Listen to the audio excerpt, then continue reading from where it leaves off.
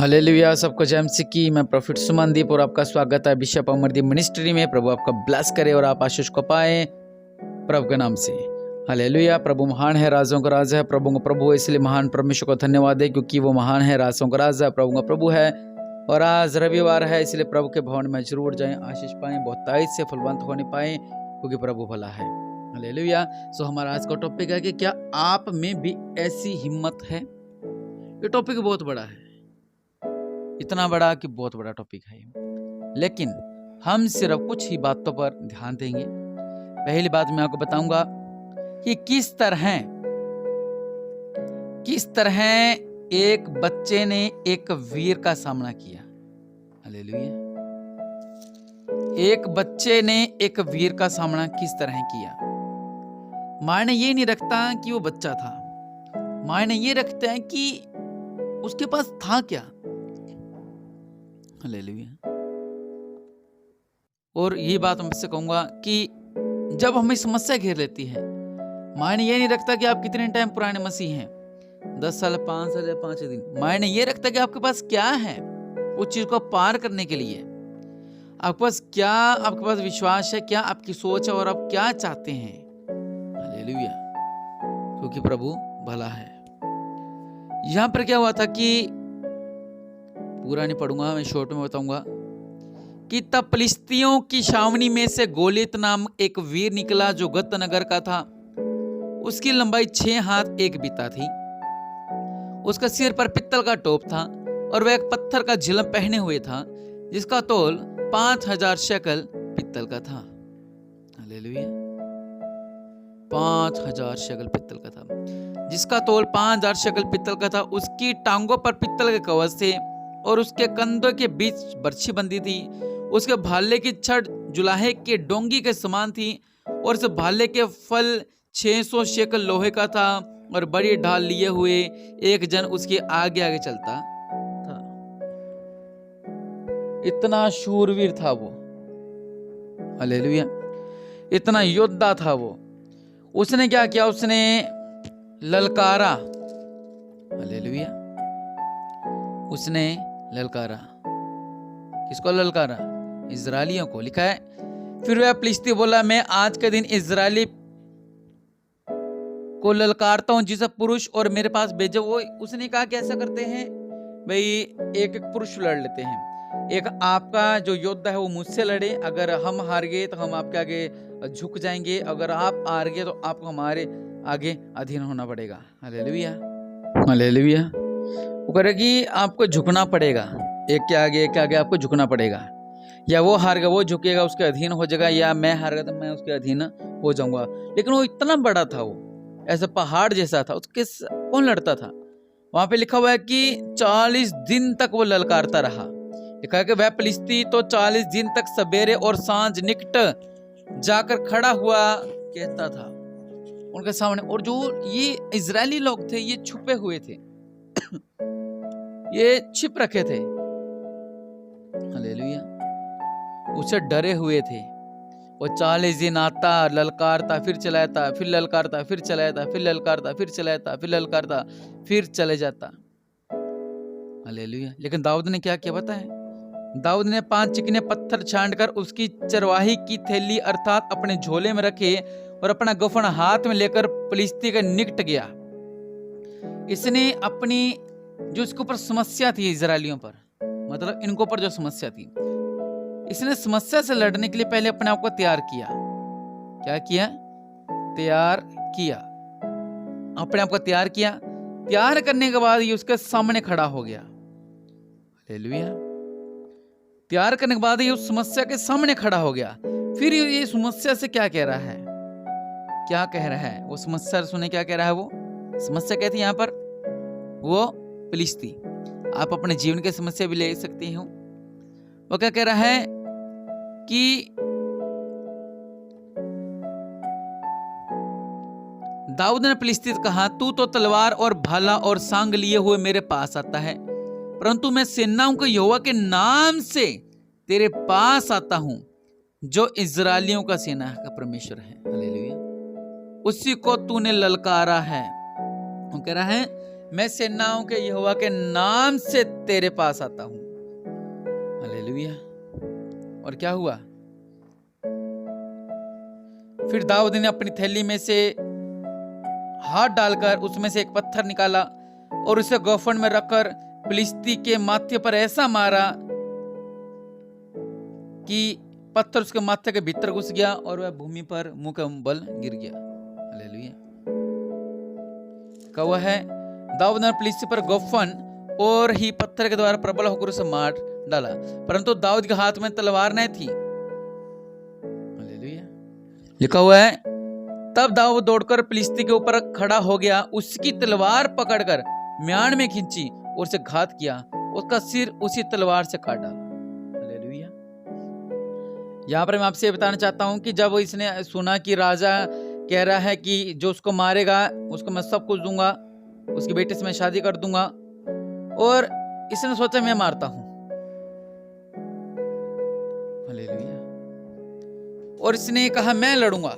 फिर राजा ने अपने वस्त्र पहनाए, अपनी तलवार दी, लेकिन इसे चला नहीं गया। लेकिन इसने क्या किया, वापिस वही अपने पास 5 पत्थर JESUS, जिसको जीसस कहते हैं, मतलब प्रभु यीशु मसीह कहते हैं, और बस हमने गोफन चलाना है। किसके नाम से? यहोवा के नाम से।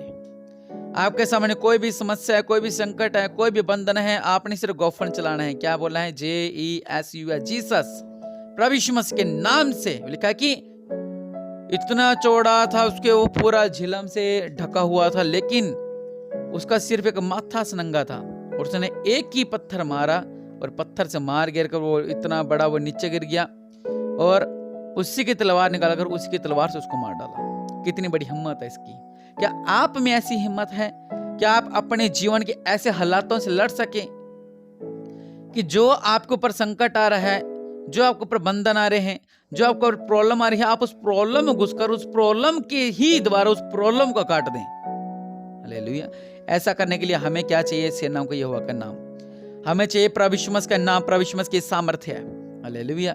दुश्मन चाहे जितना मर्जी हो, जो हमें ललकारते हो, ये 40 दिन तक सुबह शाम ललकारता था, और जो डरे हुए थे वो डरे हुए थे। और ऐसे बहुत से लोग हैं जो डरे रहते हैं, हाय संकट, हाय मुसीबत, हाय ऐसा हो गया, हाय ऐसा हो गया, हाय ऐसा हो गया, हाय बीमारी आ गई, हाय कर्जा आ गया, हाय दुष्ट आत्मा, हाय बीमारी, ये हो गया, ये विरोध हो गया, बहुत सी ऐसी बातें। लेकिन इसने सिर्फ सामना किया। ये तो एक बच्चा था अभी, और वो इतना ऊंचा था, बहुत ऊंचा था वो। लेकिन क्या हुआ? इसने सिर्फ एक ही पत्थर निकाला, मतलब ये बोलता है वो जे से घायल हो गया, गिर पड़ा। JESUS अभी तो पूरा बकाया पड़ा था, 4 अक्षर। हालेलुया। प्रभु यीशु मसीह के नाम से उसने एक ही पत्थर के द्वारा उसको नीचे गिर दिया, और उसी की तलवार से उसको काट कर उसे मार डाला। ये होती है हिम्मत और दलेरी प्रभु के नाम में। क्या आपके पास है कि आप अपने हालातों से ऐसे लड़ सकें? क्या आपके परिवार के पास ऐसी हिम्मत है कि वो ऐसे हालातों से इस तरह लड़ सके, दाऊद की तरह? इसने सिर्फ क्या तैयारी की आपको पता है? सिर्फ वहां पे लिखा हुआ है इसने चिकने 5 पत्थर उठाई और चल गया उसके आगे। बस हमें तैयारी करनी है। हालेलुया। हमें तैयारी करनी है, हमें तैयारी करनी है। अगर हमने तैयारी कर ली तो हम ब्लेस्ड हैं। अगर हमने तैयारी नहीं की है तो जिस तरह बाकी इजरायली छुपकर बैठे हुए थे, उन छुपे हुए में से हम भी हैं। मैं बहुत से लोगों को देख रहा हूँ जो आजकल चर्च नहीं आ रहे हैं, प्रभु की आराधना नहीं कर रहे हैं, और ऐसे उनका मन ऐसे उखड़ सा रखा है, रूट से रखे हैं परमेश्वर से, बहुत सी ऐसी बातें। लेकिन परमेश्वर से रूठ के क्या होगा? वो तो दुनिया बनाने वाला है। पता नहीं 1 सेकंड में कितने बच्चों का जन्म होता है और 1 सेकंड में कितने लोगों की मृत्यु होती है, लेकिन परमेश्वर आपको साहस दे रहा है। आप परमेश्वर को कभी चैलेंज नहीं दे सकते हो, कभी भी। भाई तूने तो मेरे घर के अंदर से शांति नहीं हटाई, मैं तेरे भवन नहीं जाऊंगा। तूने मेरे घर से नशे का बंधन नहीं तोड़े, मैं तेरे भवन नहीं जाऊंगा। तूने मेरे घर से क्लेश दूर नहीं किया, मैं तेरे भवन नहीं जाऊंगा। तो भवन न जाने से परमेश्वर को नहीं, आपका नुकसान है। क्योंकि जब हम गाड़ी फुल कर लेते हैं, जैसे हम भी बाहर जाते, बीकानेर साइड जाते हैं, हम गाड़ी फुल कर ली हमने, आते टाइम फिर तेल डलवाया उसके अंदर, फिर तैयार किया उसको। कहने का मतलब कि हमारा लक्ष्य वहां तक है, लेकिन वहां तक पहुंचने के लिए हमारे अंदर तेल चाहिए। अब वहां तक आप पहुंचोगे, आते टाइम अगर रास्ते में अगर आपको कोई पेट्रोल पंप नहीं मिला तो आप क्या करोगे? लट गए आप तो। हमारा लक्ष्य है प्रभु यीशु मसीह। आप चल तो जाते हो कि प्रभु तक पहुंचना, प्रभु प्रभु प्रभु, लेकिन रास्ते में आप उलझ के रह जाते हैं क्योंकि आपका तेल खत्म हो जाता है। कौन सा तेल? सामर्थ का, विश्वास का तेल, वही डावाडोल हो गया। हालेलुया। क्या आपके परिवार में और आप में, आपके बच्चों में, आपके पति में, आपकी पत्नी में ऐसी हिम्मत है कि वो ललकार सके आपके घर की समस्याओं को, वो ललकार सके आपके घर के संकटों को, वो ललकार सके आपकी असफलताओं को, वो ललकार सके कि अब्बा तू मेरे पे बीमारी आ रही है, कभी मेरे पेट दर्द हो रहा है, कभी मेरे सिर दर्द हो रहा है, कभी मेरे क्या, कभी क्या, मैं तुझे ललकारता हूं, प्रभु के नाम से निकल। हालेलुया। इतना बड़ा संकट, इतनी बड़ी मुसीबत थी, लेकिन उसने हिम्मत दिखाई उस बच्चे ने।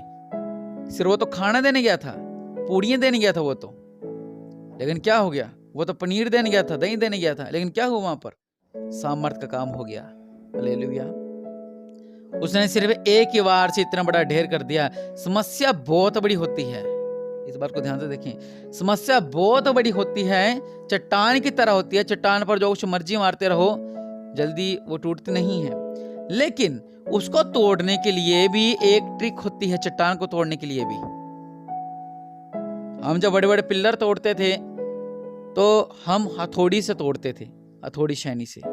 हम हथौड़ी शैनी से लगे रहते, हाथ पे मेरे बहुत चोट लगती थी और काफ़ी खून भी आता था और हाथ सूज भी जाते थे, लेकिन हम लगे रहते थे।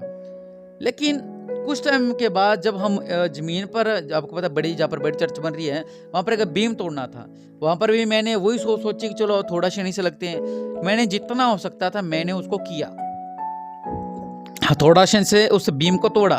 टूट रहा था, इनका नहीं टूट रहा था, लेकिन फिर क्या हुआ, एक दिन मैं मशीन लेकर आ गया। जो मैंने 2 घंटे में कम किया था, वो मैंने सिर्फ 5, 10, 15 मिनट के अंदर ही उस मशीन से उस बीम को खाली कर दिया। ये है वो ताकत मसीह की। हालेलुया। हम समस्या को ऐसे देखते हैं, अब बनी जा रही है, अब बनी जाएगी, लेकिन अपने आप को तैयार करें। जब आप समस्या के आगे खड़े होगे, वो ऐसे ढह जाएगी जैसे उस मशीन उस समस्या में चलती है, और उस मशीन उस समस्या को ऐसे रौंद देगी कि आप सोच नहीं सकते। और वो मशीन क्या है? परमेश्वर का नाम जो लगता है। हालेलुया। कहते ना जी, दवाई नहीं लगती हमारे, प्रार्थना कर दो दवाई लग जाए। डॉक्टर बदल लो, दवाई नहीं लग रही है, दूसरा डॉक्टर पर दवाई नहीं, प्रार्थना भी लगती है। हालेलुया।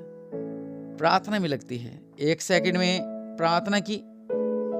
एक बेचारा 5 साल से आ रहा है, एक बेचारा 5 दिन से आ रहा है।